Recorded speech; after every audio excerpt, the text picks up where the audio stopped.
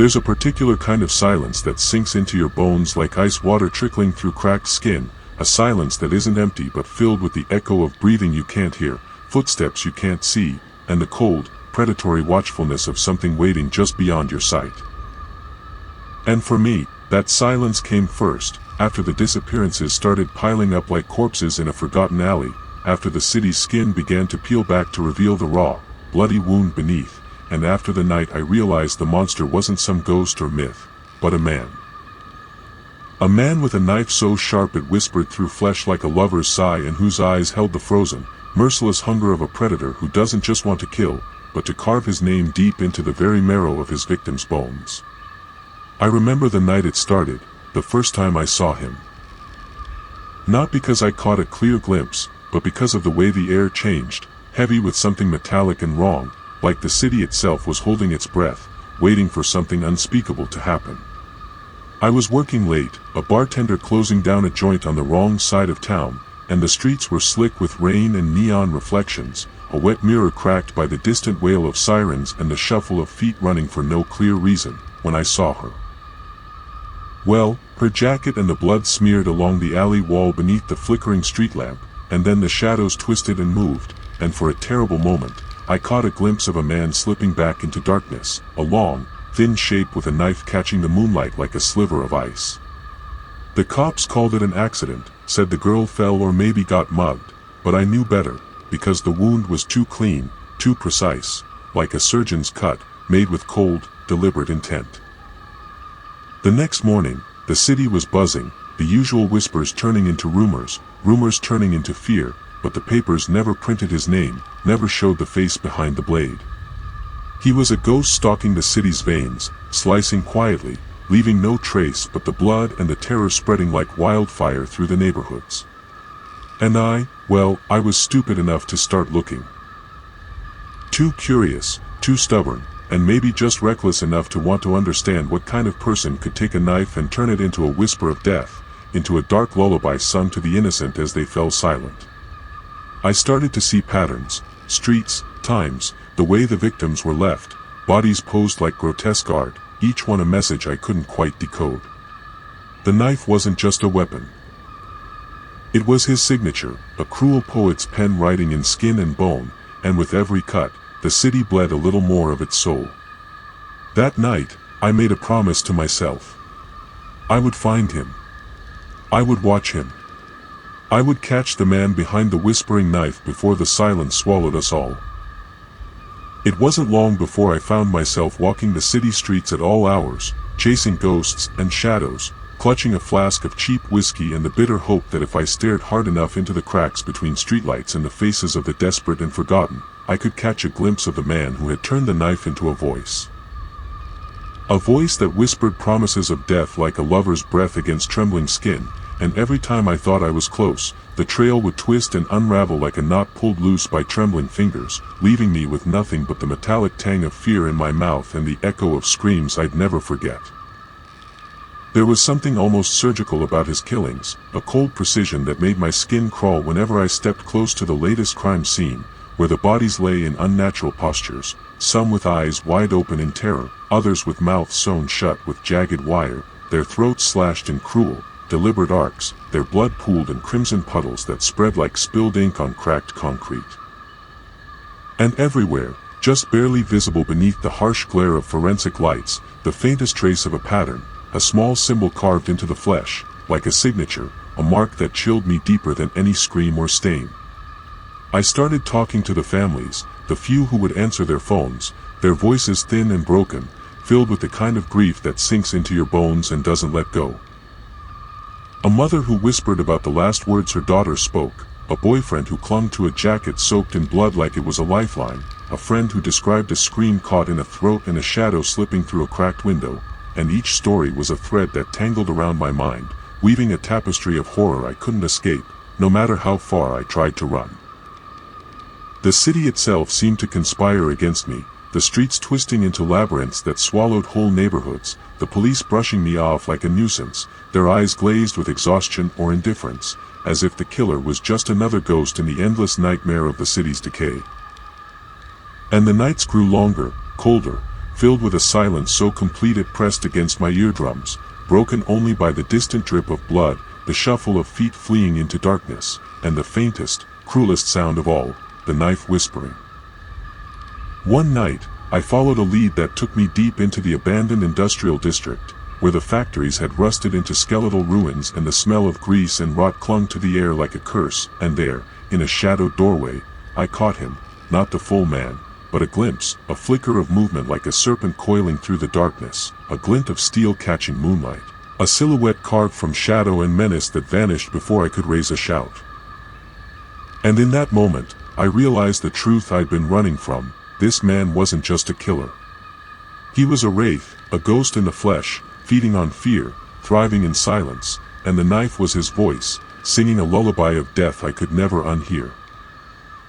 And so, I found myself more alone than ever, clutching my fading hope like a talisman, knowing that each step forward only led me deeper into the nightmare, and that soon, I would have to decide whether to chase the whispering knife to its bloody source, or become its next victim.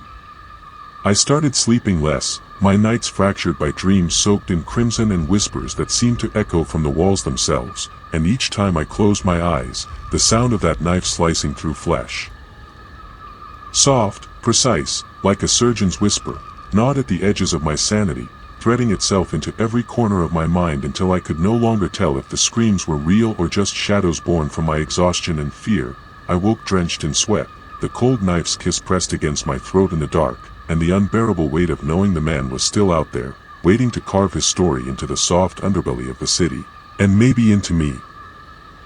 The police remained useless, drowning in paperwork and indifference, their hands tied by protocols and bureaucratic apathy, so I took matters into my own hands, crawling through back alleys, sneaking into abandoned buildings where the stale smell of blood and rust clung to the walls, and piecing together shards of evidence that smelled of death and desperation. Every new clue was a jagged shard slicing deeper into the darkness. A bloody glove, a torn piece of fabric, a smear of blood on a forgotten ledge, and with every discovery, the knife's whisper grew louder, as if the killer was taunting me, drawing me closer with a predator's patience. I started noticing the pattern in his victims, their age, their loneliness, their desperation.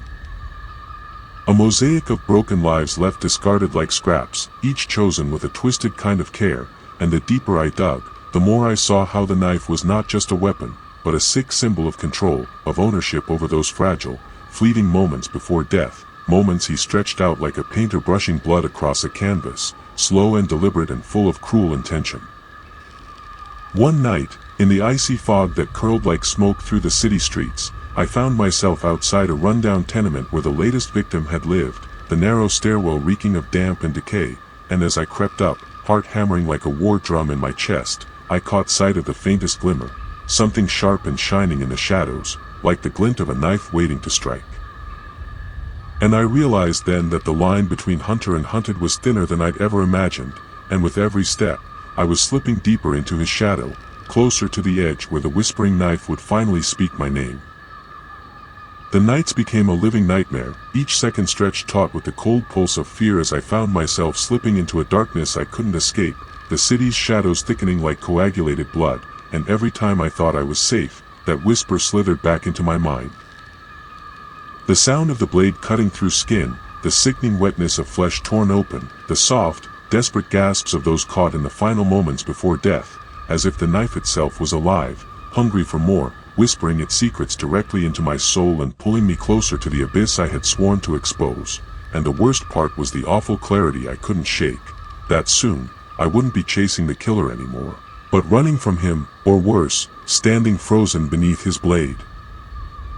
I started finding the places where the bodies had been taken, old warehouses on the edge of the city, hollow shells where rust and rot had claimed the floors and the scent of blood lingered in the air like a suffocating fog, and there, in the flicker of my flashlight, I saw the grotesque altar he'd built, crude symbols carved deep into the wooden walls, strips of flesh hanging like dried banners. The floor slick with dried blood so thick it gleamed like dark glass beneath my trembling feet. And I realized this wasn't just murder, it was a ritual, a dark hymn sung by a man who saw himself as something more than human, a god of pain and silence, and the knife was his voice, singing lullabies of death to the lost and the broken. I knew then that the man was watching me, waiting for the moment when fear would make me stumble, when exhaustion would pull me under and leave me exposed, and I could almost feel his breath on my neck, cold and slow, a poison whisper promising a final cut that would seal my fate. The city felt like a trap closing in, every alley a cage, every shadow a snare, and I was caught, helpless, terrified, and desperate. As the whispering knife drew nearer, its song growing louder with every heartbeat. And as I backed into a corner in that cursed warehouse, the only sound the wet scrape of metal on stone, I knew the final act was coming, whether I wanted it or not, and that the knife's whisper would soon become a scream. The walls of that warehouse seemed to close in tighter, pressing against my skin like the cold grip of a grave. Every breath I took thick with the iron scent of old blood and the silent promises of violence that clung to the air like a living thing, while my hands trembled, clutching a flickering flashlight that barely cut through the choking darkness and casting long, grotesque shadows that writhed like ghosts along the cracked concrete. I felt the weight of the silence bear down, heavier than any chain, until it pressed me to the ground, and I knew without a shred of doubt, that the whispering knife was closer than ever, stalking me through the dark like a nightmare that had grown teeth and a voice that hissed my name with cruel affection. I tried to steady myself, heart pounding so loud it felt like it might burst through my ribs, the steady drip of something wet and slow echoing in the distance. A sound that was neither water nor blood, but something worse, something alive and patient, waiting for the right moment to strike, and I realized that the killer had set a trap, baited with my own obsession, my own terror, a cruel game where I was the prize and the final cut was yet to come. Each step I took was a war against the fear that threatened to swallow me whole, the cold steel of the blade etched deep into my thoughts, and as I moved through the wreckage of forgotten lives and whispered prayers painted in blood, I knew the end wasn't here yet, that this was only the beginning of a descent into a darkness darker than I'd ever imagined, where the whispering knife would sing louder, and the city would bleed beneath its song. And in the depths of that nightmare, with the walls closing in and the silence screaming, I knew one truth: this dance with death was far from over, and if I wanted to survive, I would have to face the whispering knife itself, come what may. The darkness seemed to seep into my bones, an unrelenting chill that gnawed at my very marrow as I pressed deeper into that forsaken warehouse, every step measured and slow, my senses stretched taut like a wire ready to snap under the weight of 1,000 whispered threats, and all around me, the silence wasn't empty. It was alive, thick with the scent of rust and decay and the faint, coppery tang of blood that hung in the stagnant air like a foul promise, while the faintest flicker of movement teased the edges of my vision, shadows twisting and folding into shapes that whispered of death. I found the center of that grim cathedral of horror, where the floor was stained a dark, congealed red, thick and sticky, and the walls bore the carvings of a madness I could barely comprehend. Twisted symbols that seemed to writhe and pulse as if freshly bleeding from the wood itself, and the remnants of his work scattered like a grotesque feast, shattered bones, torn flesh, and a rusted knife, dulled but still wicked, its edge stained with the echoes of pain, and I realized this was no mere killing, it was a sacrament, a worship in blood and terror, and I was standing at the altar of a god whose prayers were screams. My breath caught, sharp and ragged, as I heard it then. The softest scrape of metal against stone, a sound like a whisper made flesh, and somewhere beyond the black veil of night, the killer moved with a terrible grace, hunting me now as surely as I had hunted him, and the cruelest truth sank in like ice water into my soul. The whispering knife was no ghost, no myth to chase in the dark. It was a man, cold and real, and his hunger was only beginning to be sated. And in that moment, with the blade's whisper threading through the silence like a venomous lullaby, I knew that whatever came next would shatter the fragile line between hunter and hunted, and drag us both into the abyss where only one would emerge, and that I had no choice but to follow, or be swallowed whole.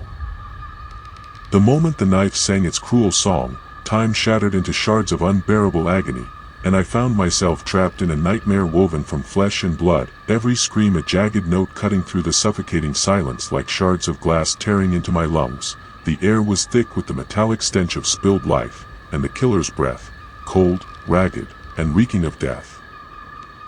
brushed my skin as he moved with the terrible precision of a surgeon driven mad, his blade whispering promises of oblivion as it slid through sinew and bone, peeling flesh away in slow, sickening ribbons that dripped scarlet tears onto the cold, cracked floor beneath us. I tried to scream, but my voice was swallowed by the wet, desperate sounds of flesh tearing and blood pooling, the world narrowing to the relentless whisper of that blade cutting deeper, carving a grotesque map of pain across my body as if I were nothing more than a canvas for his twisted art, and I saw in his eyes a dark, endless void, a hunger not just for death but for domination, a desire to imprint his cruelty onto every fragile piece of life he could reach. The warehouse became a chamber of horrors, lit only by the flickering flashlight still clutched in my trembling hand, casting monstrous shadows that danced with the agony of the fallen, and the killer's laughter, low, guttural, and cruel, echoed off the walls like the death knell of all hope, while the knife continued its song, each cut a note in a symphony of suffering, and I knew that this was the true meaning of the whispering blade. Not silence, but the screams that followed, trapped forever in its merciless wake. And as darkness claimed me, bleeding into oblivion beneath that merciless blade, a final thought clawed its way through the haze: this city, these streets, the forgotten alleys where the whispering knife hunts. Beware, for the blade still sings, and if you listen closely, you might just hear your own name whispered in the dark, a promise that your turn is coming, and when it does, there will be no escape from the cold, sharp kiss of the whispering knife. Warning: if you hear the soft scrape of metal in the silence, if shadows stretch too long and a whisper calls your name, do not answer. Because the whispering knife is always hungry, and once it tastes your fear, it will carve its story into your flesh, one scream at a time.